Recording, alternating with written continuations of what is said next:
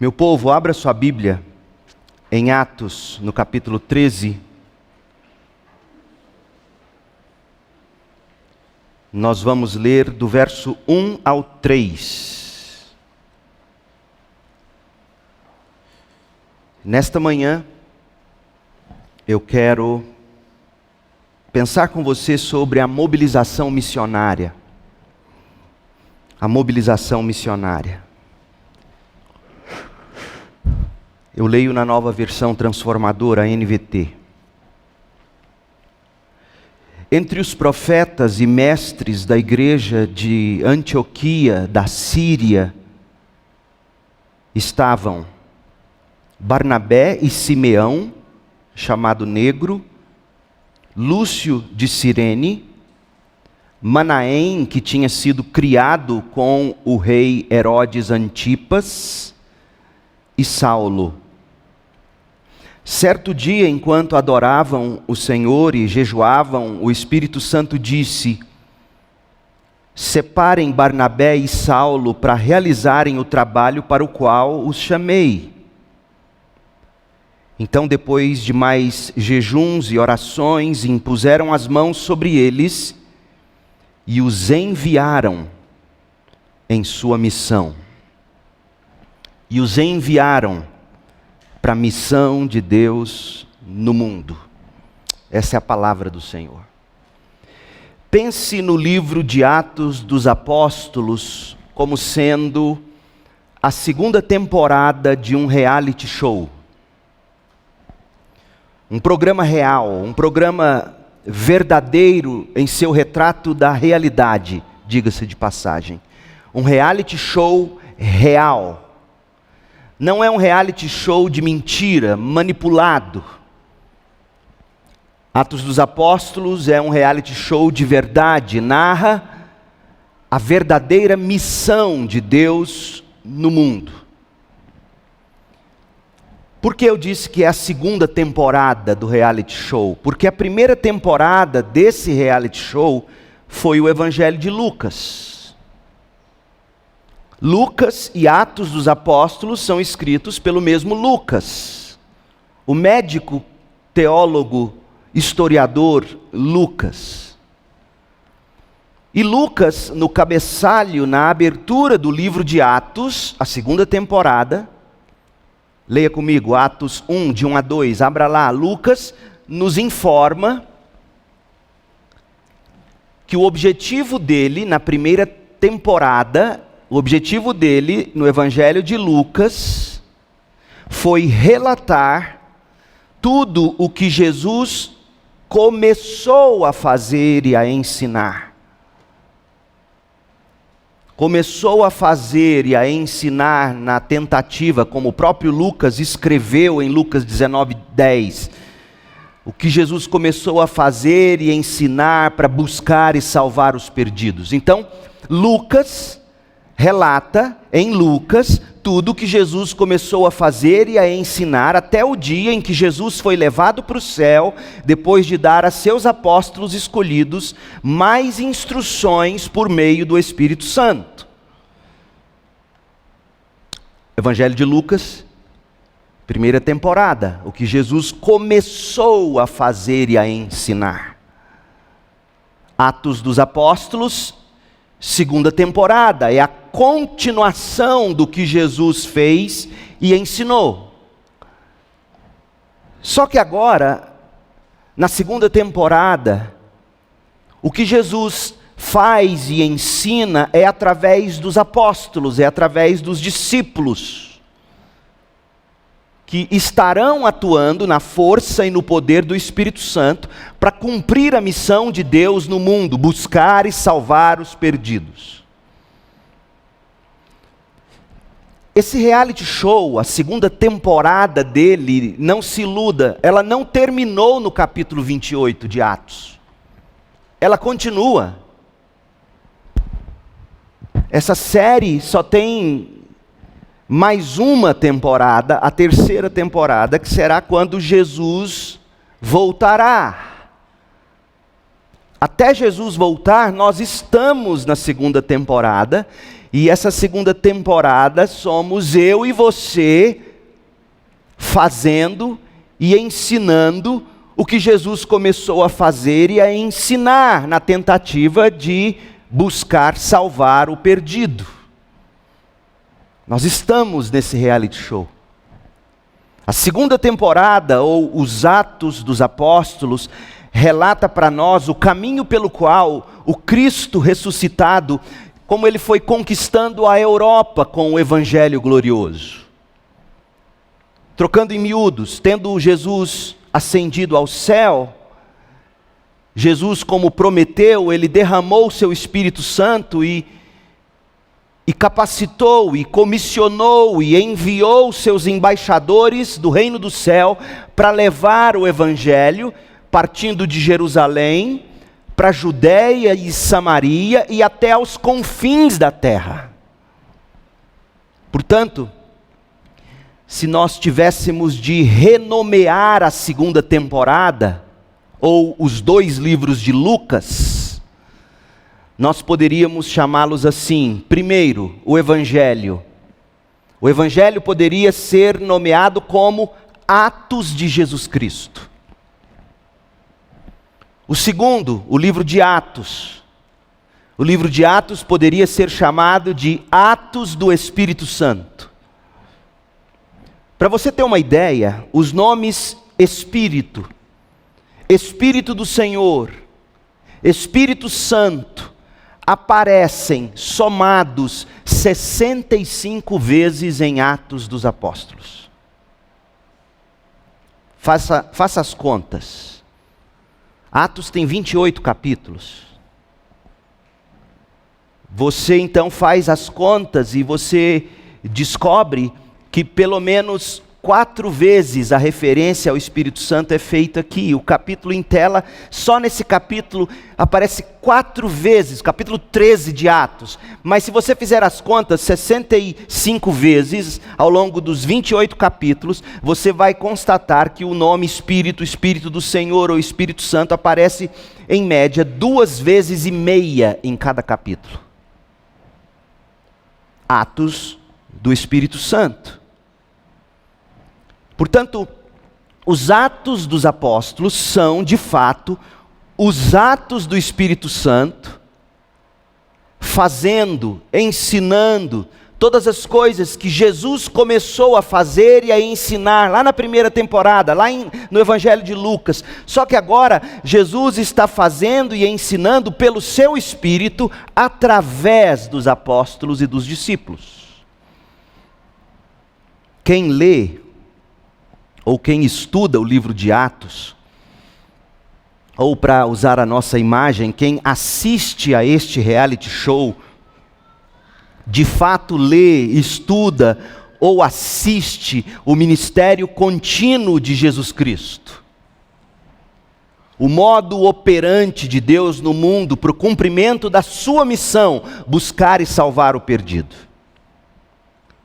Os eventos registrados em Atos dos Apóstolos são os atos do Jesus vitorioso que ascendeu ao céu, mas que pelo Espírito Santo partiu de Jerusalém e marchou para além das fronteiras das nações, dos impérios, dos homens, até chegar aos confins da terra de então. Porque o Evangelho, na geração de Paulo e dos apóstolos, chegou aos confins da terra daqueles dias. Essencialmente, nós estamos diante de uma história de plantação de igrejas. Não tem como você cumprir a grande comissão, ide, façam discípulos de todas as nações. Não tem como você cumprir a grande comissão sem plantação e revitalização e edificação de igrejas. Porque Atos dos Apóstolos, que é a grande comissão colocada em prática, nada mais é do que apóstolos e discípulos de Jesus plantando igrejas em todos os lugares, para que homens e mulheres fossem resgatados e edificados e discipulados.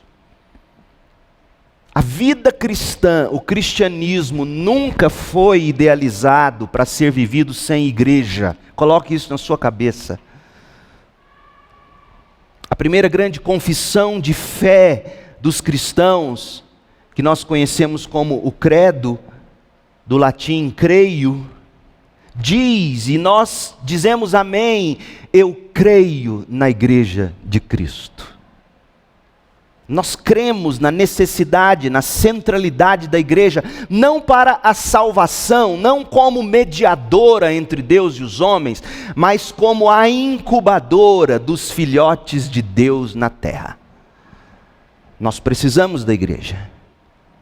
Essencialmente, Atos é uma história de plantação de igrejas, de mobilizações e empreendimentos missionários, de evangelismo pessoal e comunitário, de discipulado pessoal e público. Tudo isso e muito mais está aqui em Atos, cuja ênfase recai sobre indivíduos como Pedro. Atos do capítulo 1 ao 12 tem Pedro como o personagem principal da segunda temporada, no poder do Espírito Santo. Do capítulo 13 de Atos, capítulo este que estamos estudando, até o final do livro, serão outros dois os personagens em evidência, serão Paulo e Barnabé, homens que foram dotados de grande poder espiritual pelo próprio Cristo, para cumprir a missão de Deus no mundo. Nada, gente, é impressionante isso. Nada foi capaz de parar a missão de Deus no mundo quando você lê o livro de Atos.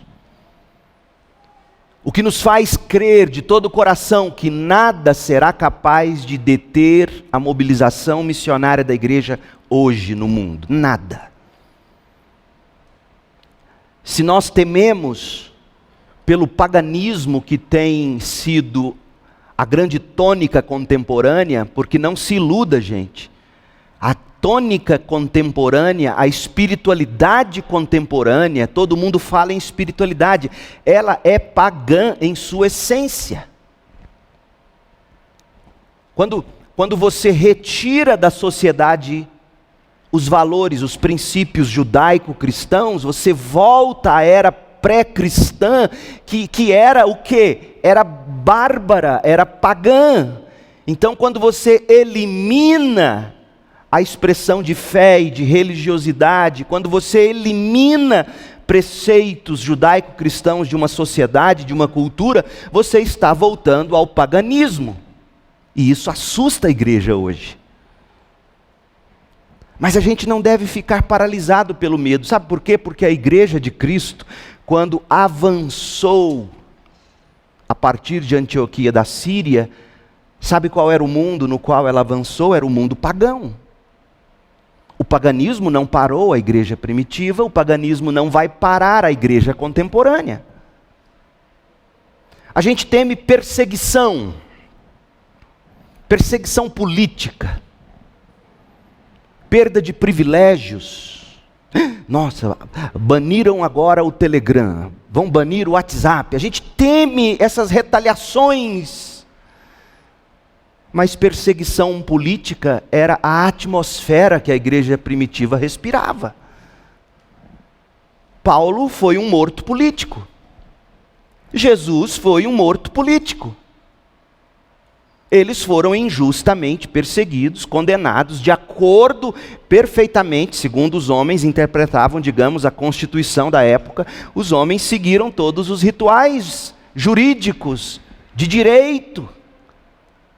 Manipularam a lei em favor daquela injustiça. Perseguiram Jesus e o mataram, perseguiram Pedro, só não mataram Pedro no capítulo 12 porque ele foi liberto miraculosamente, mas Tiago morreu em Atos 12.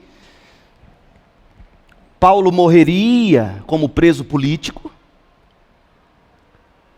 Portanto, a perseguição política não parou a igreja primitiva.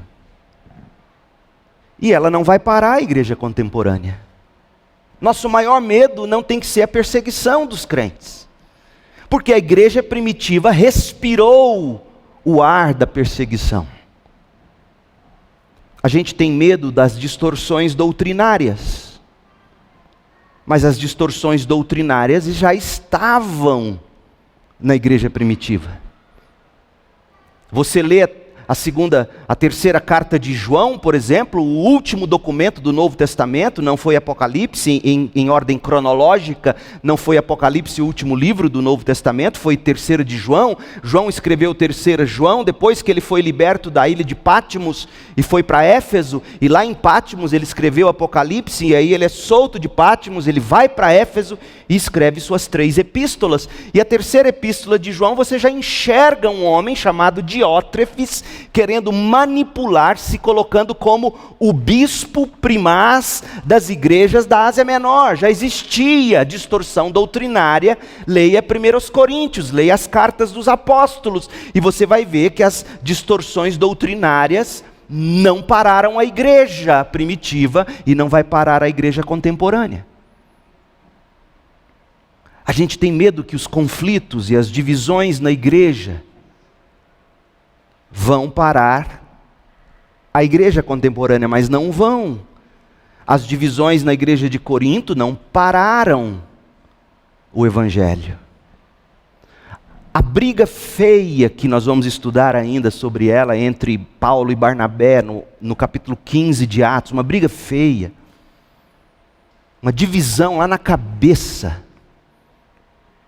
Paulo vai para um lado, Barnabé vai para o outro. Isso não parou a igreja.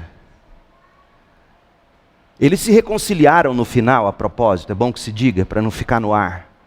Se arrependeram. Paulo, inclusive, perdoou, pediu perdão, recebeu João Marcos de volta. A briga toda foi por causa do sobrinho de Barnabé.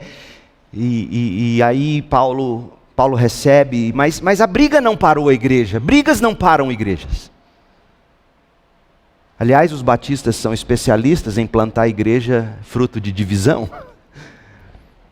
Isso não é bom, mas Deus em generosa graça acaba fazendo o reino avançar, mesmo apesar dos nossos pecados. Nada impediu que o evangelho da glória e da graça de Jesus avançasse, cumprindo assim a missão de Deus no mundo. Não impediu, não impedirá até que Jesus volte. As portas do inferno não prevalecerão contra a marcha da igreja. Portanto, ser membro ativo de uma igreja bíblica, ouça bem, é estar do lado dos vencedores. Não se iluda, não se esqueça disso. Uma coisa que nós vamos aprender é que a igreja que prevalece é a igreja que jamais entra em modo de manutenção. A igreja que prevalece é a igreja que se mantém em modo operacional para cumprir a missão de Deus no mundo. E isso nos traz a igreja de Antioquia da Síria em Atos capítulo 13. Agora, eu disse domingo passado e vou repetir. Não é que igrejas locais não morram. A igreja de Cristo, a igreja militante de Cristo, ela não para. O que é a igreja militante? É a igreja dos crentes em todos os lugares da terra. A igreja triunfante, teologicamente falando, é a igreja dos crentes de todas as eras e lugares. A igreja militante é a igreja hoje, todas as igrejas verdadeiras cristãs que estão espalhadas pelo mundo. Mas a igreja habitante, que é, por exemplo, a CIB é uma igreja habitante, tem endereço, tem CNPJ, tem localização, você encontra no Waze, você encontra no Google Maps. Igrejas habitantes, igrejas locais, elas fecham sim. Fecharam na igreja primitiva e fecham hoje. E são igrejas que fecham porque perdem a saúde e morrem. Portanto, o que eu quero fazer hoje é olhar para a mobilização missionária da igreja primitiva, olhar para Atos 13, de 1 a 3, e ver como a igreja de Antioquia da Síria se mobilizou. E nós vamos descobrir que tudo aquilo é fruto da saúde daquela igreja. E é isso que a gente quer aprender. Semana passada nós vimos que a mobilização missionária da igreja primitiva é um movimento planejado por Deus. Um movimento planejado por Deus. Missões não é uma obra que os batistas inventaram. Deus é missionário desde o início. Nós vimos isso semana passada.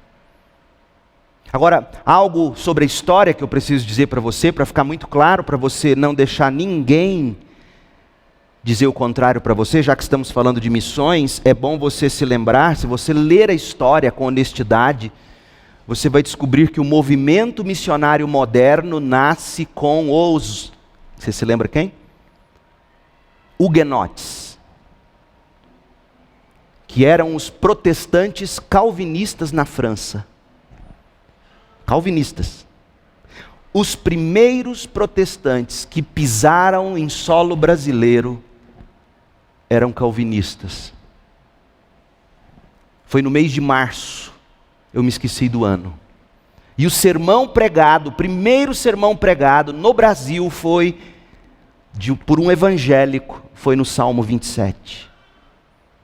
Os huguenotes deram o rumo, digamos, para missões modernas. Depois deles surge um homem chamado William Carey, que era batista, reformado, calvinista. Então não tenha medo dessas expressões teológicas, elas não são para debate, eu não estou aqui debatendo com ninguém, não vou debater esse tema, mas a história tem que ser dita. A verdade. Não é menos batista quem é calvinista. É batista também.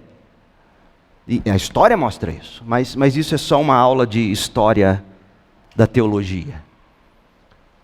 Já que estamos falando de mobilização missionária, e nos tempos contemporâneos ela nasce com os huguenotes, e ela vai com William Carey, e assim por diante. Hoje eu quero ver com vocês que a mobilização missionária é um movimento produzido pela igreja local, possibilitado pelo Espírito Santo e projetado para transformar o mundo. Vamos lá, primeiro, a mobilização missionária é um movimento produzido pela igreja local. Atos 13. No centro do plano de Deus para missões, ou para o avanço da missão de Deus no mundo, que é buscar e salvar o perdido, ou os perdidos. No centro do plano de Deus para missões, está o povo que Deus formou para si mesmo e enviou para testemunhar às nações.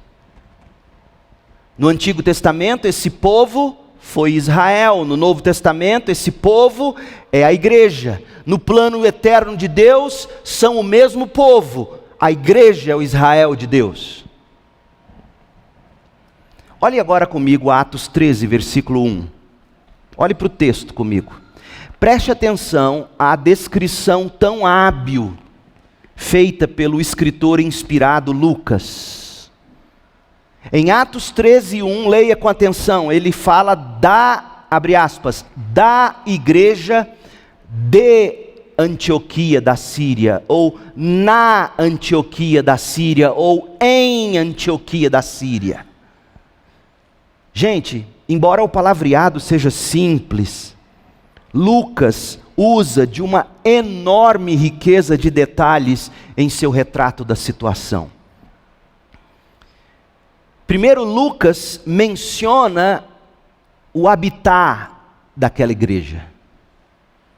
Lucas diz que a igreja estava em Antioquia da Síria, na Antioquia da Síria, igreja da Antioquia na Síria. A Síria era a capital romana. A capital romana da Síria era Antioquia. Hoje é a Turquia, está na Turquia essa região. Aquela era a porta de entrada para o leste, era a porta de entrada para a Europa. E da Europa o evangelho chegou aqui, hoje, Goiânia. Então nós estamos diante de um evento cataclísmico. Que chacoalhou, que mudou a paginação da história. É este movimento em Atos 13. o portal para a Europa, Antioquia da Síria. Ficava localizada a 24 quilômetros do mar Mediterrâneo. Se você está acompanhando um pouco de perto a guerra na Ucrânia, você vai ver o quanto é importante lugares banhados por mares e rios para escoação e recebimento de mercadorias. O porto de Odessa, ali hoje na Ucrânia, sendo brigado pelos russos, querendo aquilo ali, é uma briga enorme. Por quê? Porque é estratégico. Antioquia ficava a 24 quilômetros do mar Mediterrâneo, às margens do rio Orontes. Era estratégica aquela cidade, situada em um importante ponto de conexão para as rotas comerciais entre Egito, Ásia Menor, Grécia, Itália, Mesopotâmia e posteriormente a Armênia e a Índia. A cidade era chave, a cidade era rica, a cidade era grande, a cidade era multicultural. Naquela cidade tinha uma igreja. Nos arredores da cidade estava também o templo da deusa Dáfne, da mitologia grega. Dáfne foi o primeiro grande amor de Apolo da mitologia. Portanto, eu não preciso dizer que o local abrigava um centro deplorável de prostituição e de culto pagão. Assim como hoje, parece que quanto mais próspero e rico uma comunidade, uma cidade, um centro metropolitano, mais prostituição e paganismo. É assim nas grandes cidades hoje, era assim nos dias da igreja primitiva. Era assim em Antioquia da Síria. A cidade também promovia corridas de carruagens, esportes competitivos diversos que atraíam apostadores de todas as localidades para aquele lugar. Em que pesasse, portanto, o clima de curtindo a vida doidado. Esse era o clima de Antioquia, curtindo a vida doidado. Lembre-se de que foi lá em Antioquia da Síria que os discípulos foram chamados de cristãos pela primeira vez. Atos 11, 26. É possível ser cristão num mundo pagão. É possível ser identificado como crente numa cidade materialista, numa cidade que não dava a mínima para o Deus verdadeiro. Foi lá que pela primeira vez os discípulos de Jesus foram chamados de cristãos. Então Lucas nos chama a atenção para o nome Antioquia da Síria. Mas em segundo lugar, é nítido o contraste com a cidade. Lucas contrasta Antioquia da Síria com igreja de, ou igreja na Antioquia da Síria. Ou seja, sob as luzes ofuscantes da cidade grande, daquela cidade pervertida, daquela cidade pagã, Cristo estava mantendo a chama viva da fé e da moralidade cristã. Esse é o modo de o Senhor fazer as grandes coisas acontecerem. Onde a necessidade é maior, Cristo vai trabalhar lá. E sabe como Ele vai trabalhar lá? Edificando sua igreja. Colocando uma igreja em Antioquia da Síria. Já que estamos em tempos de guerra, vamos usar uma linguagem de guerra, Deus coloca a igreja lá como praça de armas contra as forças de Satanás. Em Antioquia da Síria. Note, Deus estabelece igrejas locais como ponto de concentração de tropas munidas do Evangelho da cruz de Cristo, para o lançamento de um contra-ataque da graça sobre os exércitos inimigos do diabo. É isso que Deus está fazendo na Síria com aquela igreja em Antioquia. Então preste atenção, gente, a forma como Lucas escreveu Atos 13, 1, deixa bem claro que ele estava falando de uma igreja local em Antioquia, na Síria. Portanto, a primeira grande lição é que a mobilização missionária, o cumprimento da grande comissão, seria e ainda deve ser levado adiante pelo ministério de uma igreja local. No caso aqui da igreja de Antioquia da Síria. Reforçando a missão de Deus no mundo, que é buscar e salvar os perdidos, se deu, se dá e se dará através do ministério de igrejas locais saudáveis. Nesse sentido, a nossa junta de missões dos batistas não existe por si mesma e para si mesma. Ela é uma ferramenta das igrejas batistas convencionadas, em convenção. A nossa junta missionária é uma facilitadora da obra missionária de cada igreja batista, que se junta para juntar recursos, sustentar. Nós não daríamos conta, como igreja local, por exemplo, de sustentar um missionário em algum lugar distante, seria muito caro, sozinho. Mas com os dízimos, as ofertas de todos os batistas, a gente consegue mobilizar. Mas esse missionário que vai e que é sustentado, ele sai de uma de nossas igrejas. Por exemplo, no nosso caso, nós temos o pastor Rodrigo e sua esposa, ali no Paraguai, trabalhando com muçulmanos. Membros daqui. Sempre que vem a Goiânia, vem a nossa igreja, oramos por eles. Então, a mobilização missionária, ela é algo que parte da igreja local, de uma igreja local saudável. Agora eu quero te mostrar como era a igreja de Antioquia da Síria. A gente disse que ela era uma igreja saudável. Se ela era uma igreja saudável, o que nos importa neste ponto é qual era a natureza dessa igreja? Como é que ela era? Eu quero mostrar para vocês aqui nesses 3 versículos, a gente consegue identificar o ministério daquela igreja. A gente consegue identificar a liderança daquela igreja. A gente consegue identificar o sistema de governo daquela igreja. A gente consegue identificar a membresia daquela igreja. A gente consegue identificar a missão e os missionários daquela igreja. Tudo aqui encapsulado em 3 versículos. Preste atenção, o ministério da igreja de Antioquia da Síria era centrado no ensino e na aplicação das Escrituras.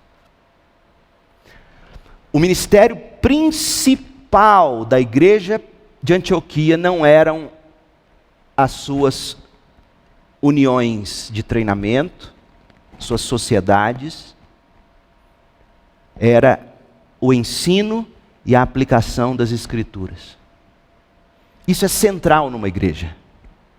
Uma igreja é igreja porque ela se reúne, como nós estamos aqui, para ouvir o ensino bíblico centrado no Evangelho e para a gente celebrar as ordenanças de Jesus. Se a gente perder todos os departamentos da igreja, se não tiver mais escola bíblica, mas se mantiver os cultos, nós somos igreja ainda. Mas você pode ter tudo mais. EBD, pode ter sociedades diversas. Se não tiver o culto, você não tem igreja. Olha como a gente enxerga isso nessa primeira igreja de um centro urbano, a igreja em Antioquia. Atos 13:1. Entre os profetas e mestres da igreja de Antioquia da Síria. O ministério da igreja era conduzido pelos profetas e pelos mestres da igreja. O que isto significa? Quem eram os profetas?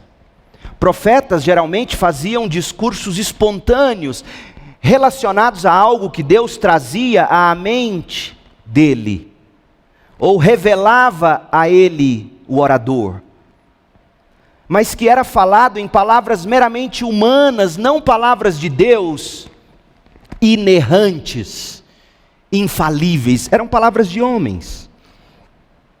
Portanto, poderiam conter erro.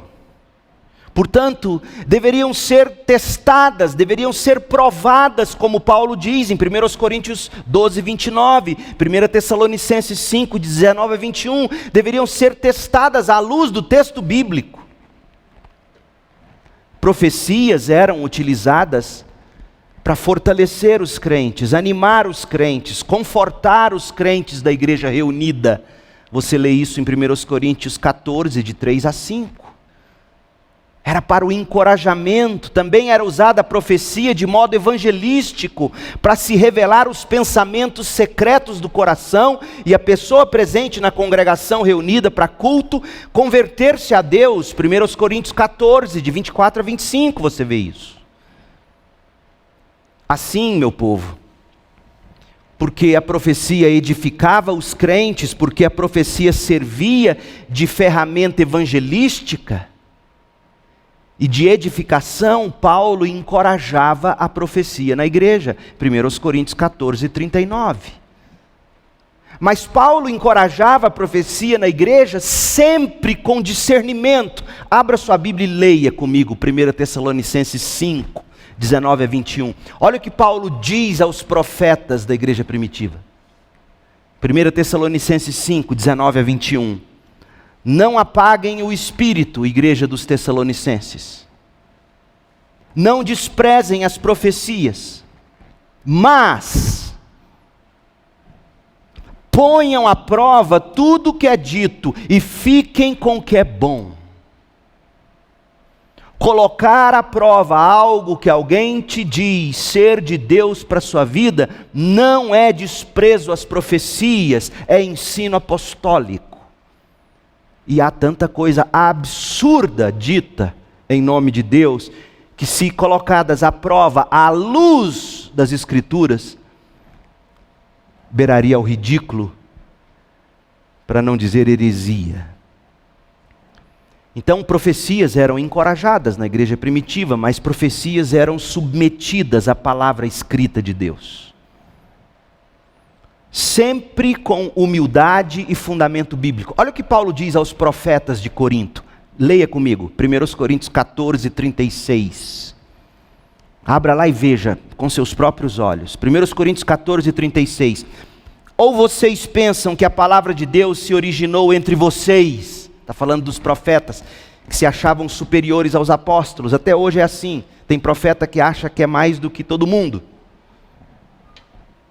Ou vocês pensam que a palavra de Deus se originou entre vocês? Acaso são os únicos aos quais a palavra de Deus foi entregue? Não, a resposta é não. Se alguém afirma ser profeta ou se considera espiritual, será o primeiro a reconhecer o que eu lhes digo. Que o que eu lhes digo é uma ordem do Senhor. Se alguém ignorar esse fato, ele mesmo será ignorado. Ou seja, se alguém que se diz profeta ignora o que os apóstolos escreveram como aferidor, como medida para o que está sendo dito, essa pessoa tem que ser ignorada. No Antigo Testamento ela era apedrejada. Se o que alguém diz em nome de Deus fere o que as Escrituras dizem ou não passa pelo escrutínio bíblico, é ignorado. Além de profetas, volte para Atos 13 comigo. Além de profetas, a igreja tinha mestres. Quem eram os mestres? Os mestres compunham um grupo separado e podem ser tidos como pastores. Eram os pastores da igreja, eram os bispos da igreja, eram os presbíteros da igreja, responsáveis pelo ensino da palavra de Deus, 1 Timóteo 5,17. Então, em síntese,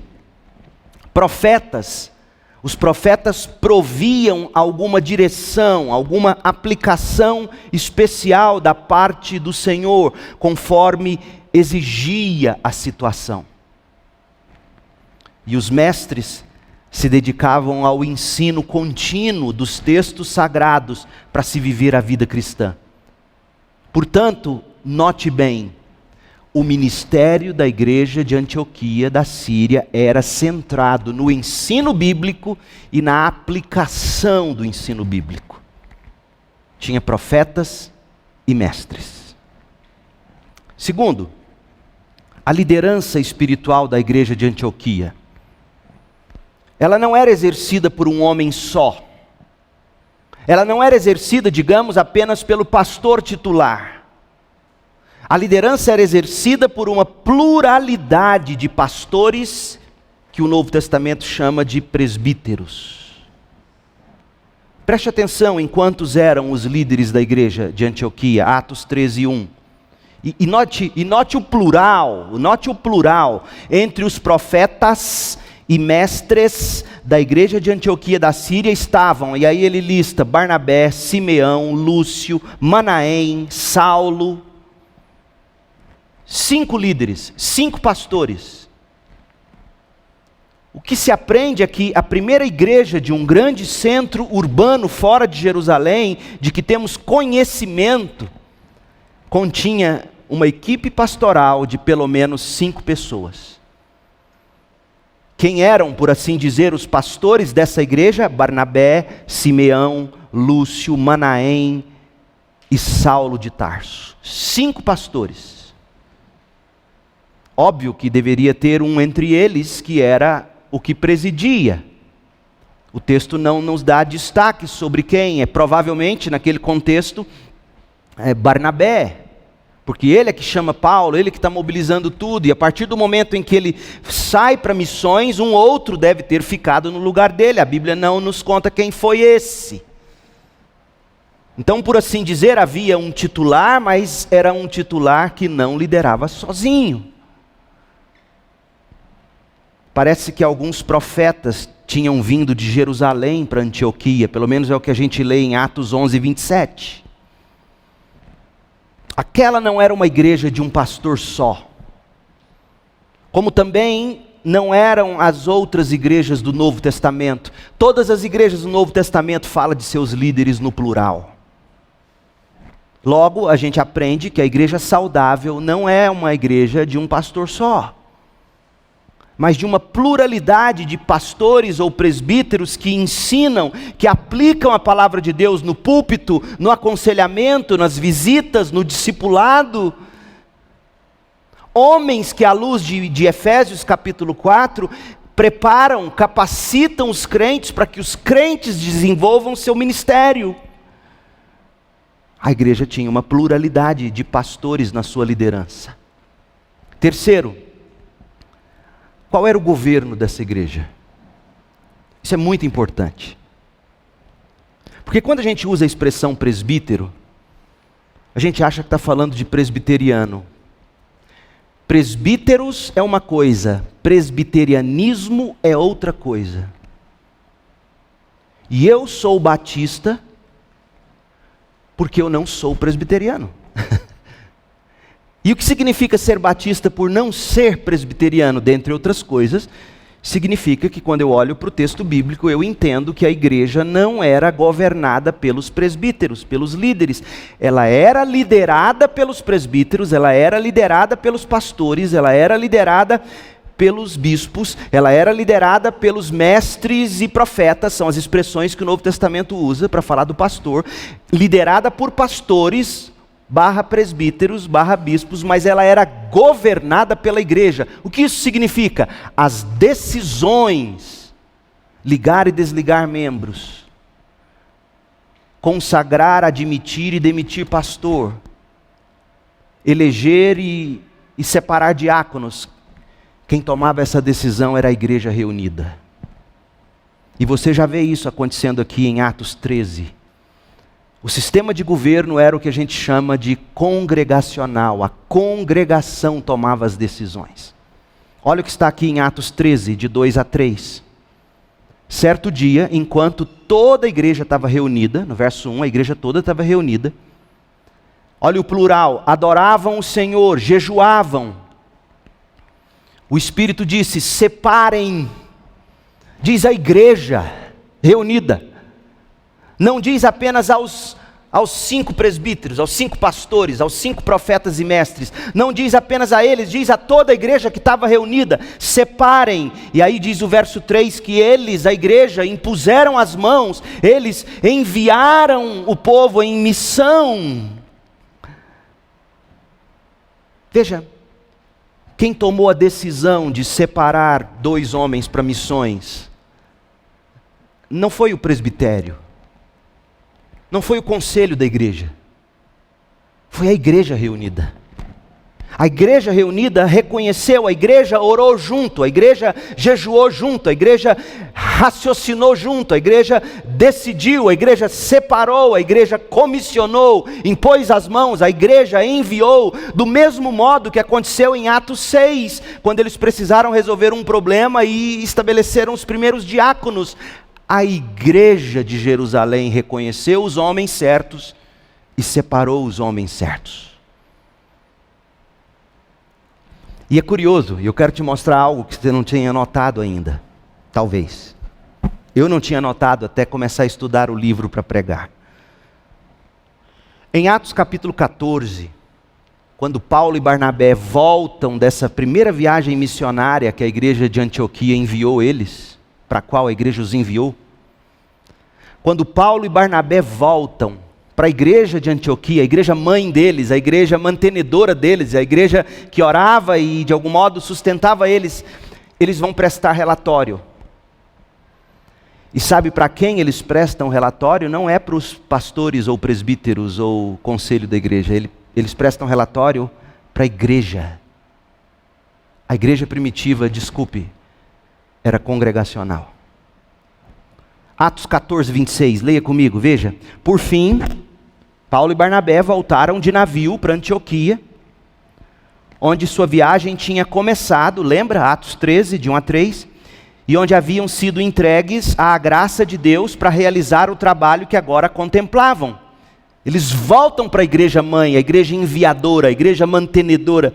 Quando chegaram a Antioquia, olha o que eles fizeram, reuniram a igreja. Reuniram uma assembleia extraordinária e relataram tudo que Deus tinha feito por meio deles e como tinha Deus aberto a porta da fé também para os gentios, e permaneceram em Antioquia com os discípulos por muito tempo. A igreja saudável é a igreja governada pela congregação, liderada por pastores, que ora são chamados de pastores, ora são chamados de presbíteros, ora são chamados de bispos, ora são chamados de profetas, ora são chamados de mestres no Novo Testamento. É a mesma coisa. Então, por favor, meu povo, primeiro, nunca digam que o seu pastor é presbiteriano por falar de presbítero. Eu sou neotestamentário. Falar de presbítero não é falar de presbiterianismo. Uma igreja batista, em sua essência, aliás, se você pegar a declaração de fé sobre a qual a segunda igreja batista em Goiânia foi fundada, a de New Hampshire, que está pregada ali na ata de fundação, o artigo que trata de pastor, ou pastores, não traz o nome pastores, traz o nome, adivinha? Presbíteros. Presbíteros não é algo do presbiterianismo, é algo do Novo Testamento. O sistema de governo presbiteriano, ou seja, onde as grandes decisões são tomadas pelo conselho ou pelo presbitério, nisso nós não acreditamos. O conselho de uma igreja batista, os pastores ou presbíteros de uma igreja batista, trazem suas propostas para a congregação e a congregação toma suas decisões. Isso é congregacionalismo. Era assim no Novo Testamento. Pastor, por que nós nos perdemos no caminho? Isso é outro sermão. Aliás, uma série de sermões, aliás. Mas o modo bíblico está claro. Eu te desafio a ler o Novo Testamento e ver se é diferente do que eu estou te dizendo. A membresia da igreja. Olha para Atos 13.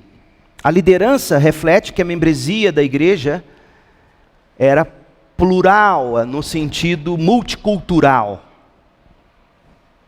A liderança de uma igreja reflete a membresia da igreja e vice-versa. A membresia de uma igreja é refletida na liderança de uma igreja. Então, olha como aquela igreja era multicultural. Olha só, Atos 13, 1.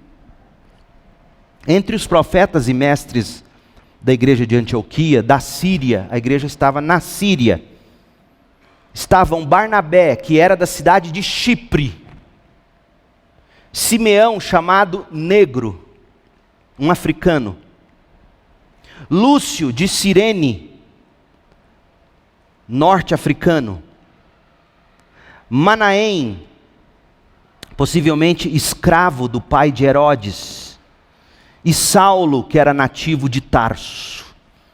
Então você tem um homem de Chipre, você tem um africano, você tem um norte-africano, você tem um ex-escravo do pai de Herodes, você tem um nativo de Tarso, e em conexão terrestre direta com a Europa, portanto, esse de Tarso. Ou seja, você tem 5 pessoas de 3 continentes distintos na mesma igreja. Sabe o que nós temos aqui em Atos 13? Uma miniatura do Pentecostes. Você tem gente com idiomas diferentes, falando a mesma língua, culturas e costumes diferentes, vivendo sob o mesmo evangelho. Sabe o que isso ensina para a gente? Que a igreja local, ela não tem público-alvo.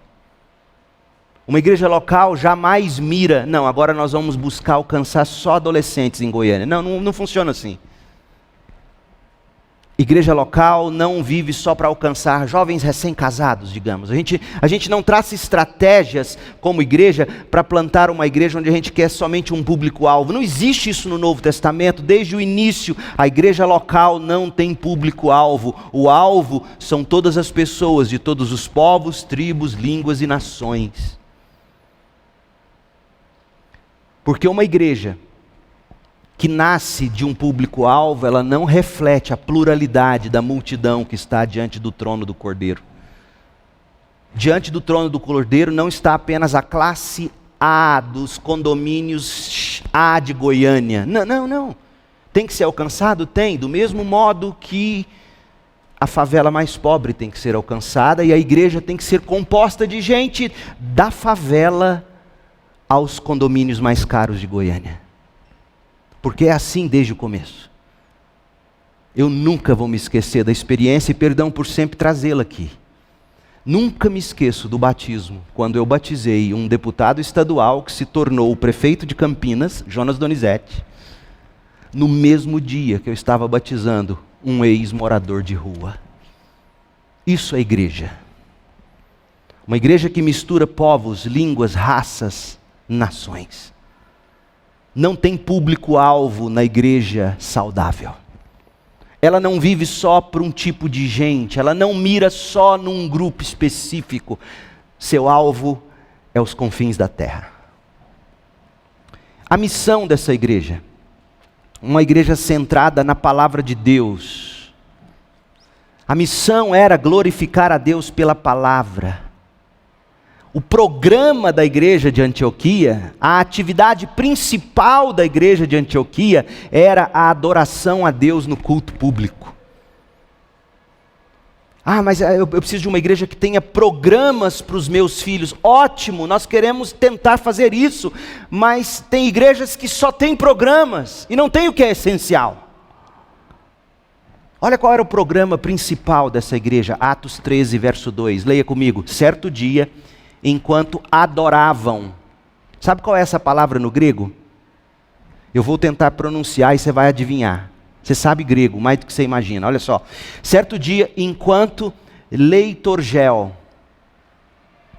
Leitorgel, que palavra te lembra? Liturgia. Certo dia, enquanto liturgiavam, literalmente falando. Certo dia, enquanto estavam na liturgia do culto, essa era a atividade principal da igreja, o culto público, o Senhor. Jejuavam, enquanto adoravam o Senhor e jejuavam, o Espírito Santo disse: separem Barnabé e Saulo para realizarem o trabalho para o qual eu os chamei. O culto público ditou qual era a próxima ação, a próxima missão, era no culto, era sentado ouvindo a palavra de Deus, orando, jejuando, que Deus ia falando ao coração daquela igreja. Quantas coisas acontecem a partir da pregação da palavra de Deus, ministérios nascem de um culto como esse, missionários nascem de um culto como esse, pastores nascem de uma mensagem como essa, Deus chamando pessoas a partir da congregação reunida. A adoração pública era o negócio principal da igreja primitiva. Missões era o alvo e o combustível da missão da igreja primitiva, diria John Piper. Ou seja, o alvo daquela igreja era reunir para adorar a Deus. E a missão daquela igreja era enviar pessoas, como enviaram Paulo e Barnabé, para criar outras igrejas onde outras pessoas alcançadas, reunidas também adorariam o Cordeiro de Deus. Missões é o alvo, aliás, adoração é o alvo e o combustível das missões. Porque do culto de adoração saem os missionários, e eles saem para criar novas igrejas que vão se reunir para adoração. Adoração é o combustível e é o alvo de missões. A missão da igreja saudável é a adoração que todos os povos e pessoas prestam ao Cordeiro. Por isso que a gente busca salvar o perdido. Por isso a gente evangeliza, por isso a gente discipula, por isso a gente faz missões urbanas, missões transculturais. A glória de Deus é a nossa missão, gente. E a gente tem nossos pequenos grupos com o objetivo de ter pessoas que vão se fortalecer e conhecer o Evangelho ali dentro, que serão trazidas para a reunião principal da igreja, que é o seu culto. Um pequeno grupo jamais substitui a reunião da igreja. Um pequeno grupo não é a igreja. Todos os ministérios da igreja servem ao ministério principal, que é o culto público. Porque esse é o alvo. Um povo reunido diante do Cordeiro para adorá-lo, como a gente está fazendo agora. E a última coisa, quem eram os missionários dessa igreja? Os melhores homens daquela igreja. Olha o verso 2 e 3 de Atos. O Espírito Santo disse: separem Barnabé e Saulo para realizarem o trabalho para o qual eu os chamei. Depois de mais jejuns e orações, provavelmente para saber como ficaria a igreja depois que os dois fossem embora, porque afinal de contas você estava tirando os dois principais da igreja. É como se Deus hoje falasse assim, Segunda Igreja Batista em Goiânia: separem para mim pastor Leandro e o ministro Orlando, que eu vou enviá-los para plantar igrejas. Imagina a igreja. Não que sejamos insubstituíveis, não somos, pelo amor de Deus, não é isso que eu estou dizendo.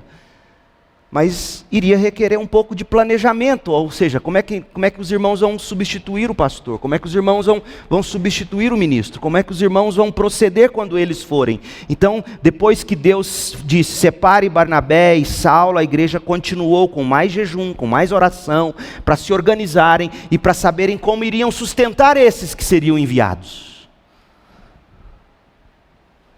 E aí eles impuseram as mãos e eles foram. Mas o que eu quero que você note é o seguinte: os obreiros que Deus separa e envia são sempre os melhores. Deus não trabalha com sobras. Portanto, se você se sente vocacionado por Deus, não venha me dizer que é porque depois de ter tentado tudo, nada deu certo, Deus deve estar te chamando. Não costuma ser assim, não. Não estou dizendo que não possa ser assim, mas eu estou dizendo, olhando para a Bíblia e para a história, não costuma ser assim. Deus não pega sobra. Quando Deus quis chegar na Europa, Ele pegou uma igreja saudável como essa, pegou o seu pastor titular, pegou o seu auxiliar número 1 e falou assim: é esses que eu vou enviar. Deus faz assim. Então, o que eu quero te dizer em termos de aplicação nesse sentido? Você sente que Deus está te chamando para o ministério? Você não tem que esquecer do resto. Você tem que se preparar da melhor maneira com aquilo que Deus te deu para fazer. Por exemplo, uma das coisas que mais me faz lamentar nos últimos tempos: pastor não sabe falar direito. Isso é um absurdo. Nossa ferramenta é o idioma. Pastor não sabe conversar direito, pastor não sabe escrever. Trabalha com a palavra e não sabe escrever. Ah, pastor, mas Pedro era pescador. E eu te diria, leia o grego que Pedro escreveu. Tinham amanuenses juntos. E nesse propósito, A pessoa que mais escreveu no Novo Testamento foi Lucas e Paulo. 2 homens de ponta no que faziam. Paulo era estudado e muito estudado, obrigado. Lucas era médico, um grande historiador. Deus não trabalha com sobras. Deus usa o seu melhor no seu estudo, no seu empenho.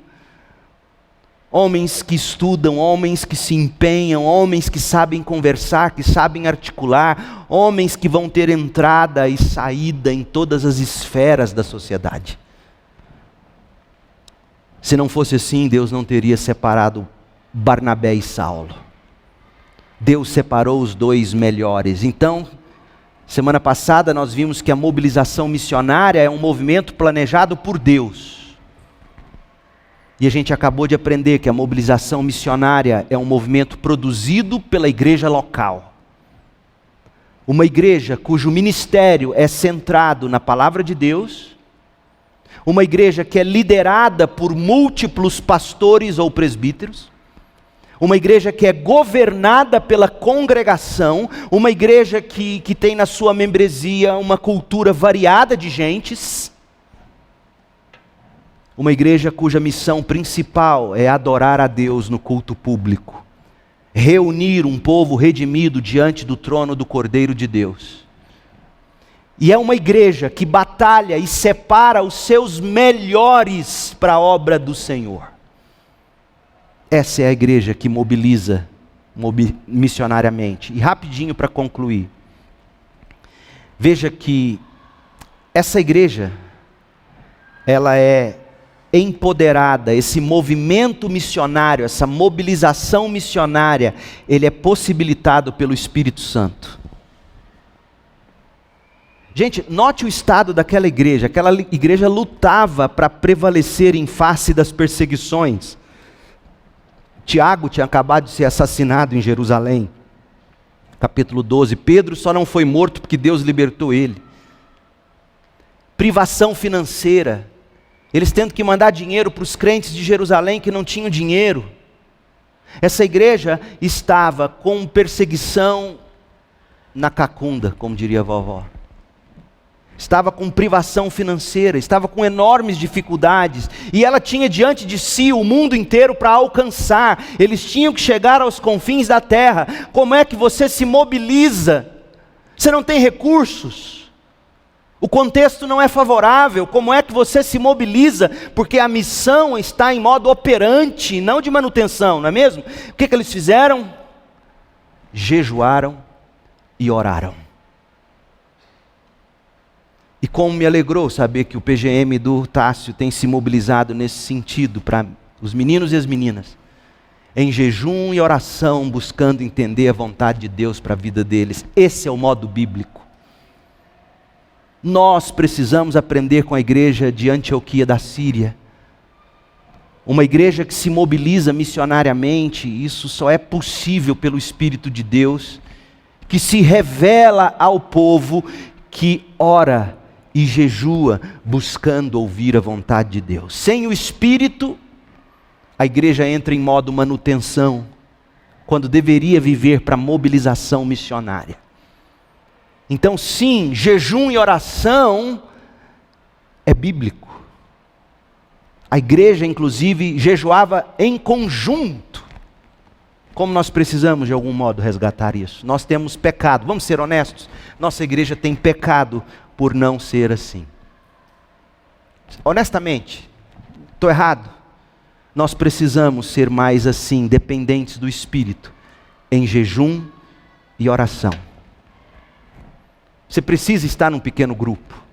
Você precisa estar nos cultos públicos de oração da igreja. Você precisa orar como igreja. Ah, mas eu oro em casa. A igreja de Antioquia orava reunida também. E foi orando reunida que Deus falou. Você precisa da oração coletiva. Homens se reunindo para orar toda sexta-feira. A igreja reunida para orar na quarta-feira. Jovens, homens, mulheres reunidos para orar nos pequenos grupos. Mulheres orando às terças-feiras no grupo de mulheres. O povo de Deus junto, orando, jejuando.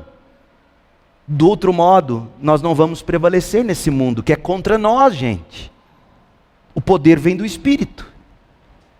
Então a mobilização missionária é um movimento possibilitado pelo Espírito. E por fim, a mobilização missionária é um projeto para transformar o mundo.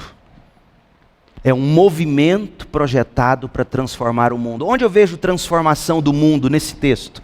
No que eu já mencionei para vocês. Você tem aqui um homem da casa de Herodes, convertido, tornando-se um dos pastores daquela igreja. Isso é transformação. Você tem pessoas de todas as culturas ali reunidas sem briga, sem desafetos, ocupando cargos, inclusive, importantes da igreja.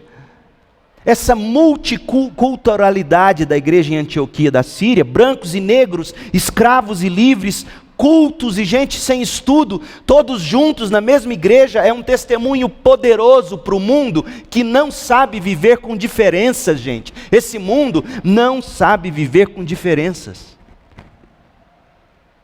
A luta das minorias. E quando minorias se tornarem maioria, elas farão a mesma coisa que as maiorias hoje fazem. O mundo não sabe lidar com diferenças étnicas, de gostos e costumes, mas a igreja de Cristo sabe, quando existe conversão genuína, gente tão diferente se une, não porque tem gostos em comum, mas porque tem o mesmo Salvador em comum, o mesmo Cristo, o mesmo Evangelho, a mesma cruz. A igreja de Cristo é o único órgão que será capaz de fato, destruir o racismo sistêmico, cultural. Olha só, na liderança daquela igreja você tinha negros, norte-africanos, escravos, homens cultos, todos juntos tomando as mesmas decisões. Só a igreja, me mostre outra instituição do Império Romano que fazia o que a igreja já estava fazendo. Não existe. A igreja promove justiça, juntos adorando a Deus diante do trono do Cordeiro. Só a igreja pode eliminar racismo estrutural, preferência pessoal, egoísmo, intolerância. Jovem, acredite no Evangelho, a sua bandeira não é feminismo, a sua bandeira não é racismo estrutural, a sua bandeira não são as minorias, a sua bandeira é o Evangelho, porque o Evangelho é a única coisa que de fato vai na raiz de todos esses problemas e detona como detonou. A sua bandeira é o Evangelho, jovem. Estude a história da igreja e você vai descobrir como crentes aboliram a escravidão. Como crentes criaram projetos sociais, como igrejas, famílias criaram hospitais, como desigualdades foram eliminadas por causa de crentes transformados, reunidos. Olhe para a história. Não tenha vergonha de dizer, sou crente, sou evangélico. Ouvi algo do pastor Pedro Dutti essa semana no congresso que me chacoalhou, eu nunca tinha visto dessa perspectiva, eu sabia. Gente, ele disse assim, a teologia cristã construiu o Ocidente. É verdade. Você tem noção disso? A teologia cristã simplesmente construiu o Ocidente. Jovem, conheça a teologia, venha para a escola de teologia da sua igreja. A teologia cristã construiu o Ocidente. Livre mercado? Adivinha de onde isso nasce? Estude a vida de Calvino na Suíça. O Calvino que todo mundo, o batista, tem medo de falar dele. Não, Calvino, né? Você tem condição hoje de fazer livre mercado? Você deve isso ao protestantismo. Estude jovem, estude a história do direito, a história da medicina, a história da economia. Estude a história da economia, eu te desafio. Eu não tenho tempo de ficar falando, eu também não sou economista, mas eu leio um pouquinho. E você vai descobrir que o cristianismo é a única força capaz de transformar esse mundo. Portanto, a mobilização missionária, planejada por Deus e nada poderá detê-la, produzida por uma igreja local, saudável, A gente separa, capacia, envia e sustenta. Possibilitado pelo Espírito Santo, por isso a gente busca discernir a vontade de Deus e busca o poder de Deus na oração e no jejum. Um projeto para a transformação do mundo. Que trabalho relevante a Segunda Igreja Batista em Goiânia está fazendo para a sociedade? Que trabalho relevante a gente está fazendo para transformar o mundo? Eu estou perguntando sinceramente, responda para mim. Que trabalho nós estamos fazendo para transformar o mundo? Faz silêncio agora e escute.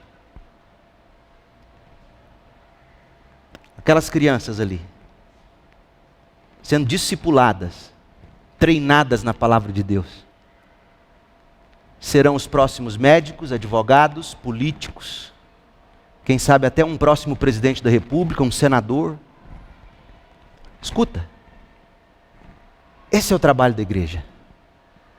Aos sábados, os adolescentes, a escola bíblica dominical, a escola de teologia, os ensinos do púlpito dessa igreja, nós estamos trabalhando para formar o indivíduo no Evangelho de Cristo, pelo Evangelho de Cristo, e esse indivíduo vai transformar o mundo.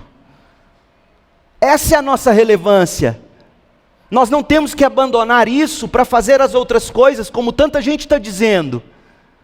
Não, porque se nós não fizermos esse trabalho básico, ninguém mais tem condição de discipular uma criança nesse mundo. Olha o que os filmes têm ensinado às crianças, olha o que a escola está sendo proposta para as crianças.